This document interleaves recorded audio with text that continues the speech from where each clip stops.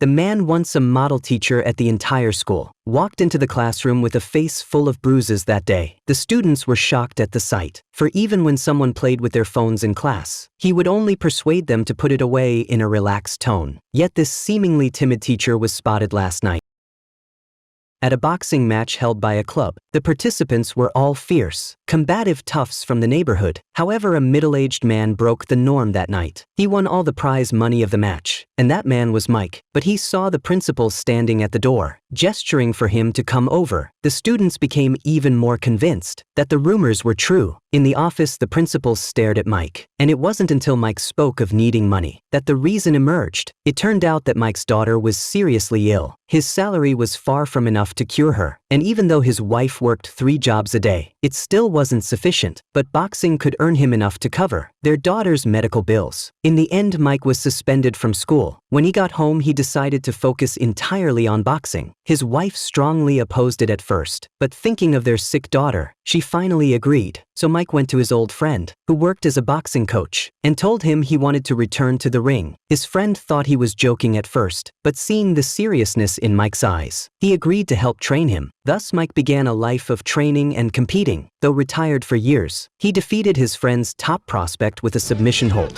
Then an accident left the prospect with a leg injury, ruling him out of the major tournament. At Mike's plea, his friend finally agreed to let him take the prospect's place. On the day of the tournament, the venue was packed. When Mike stepped up, this 40-something physics teacher, no one was optimistic about him. Sure enough, he was overwhelmed and battered in the first round, but he held on until the intermission. In the second round, his opponent thought he could finish Mike off, only to lose himself. Mike kept advancing all the way to the final. In the final, Mike locked his opponent in a hold, and the opponent countered with a lock of his own. It became a battle of wills. Clearly, Mike had the upper hand. His opponent struggled to hold on, and finally tapped out in surrender. Mike defeated the world champion and claimed the prize money.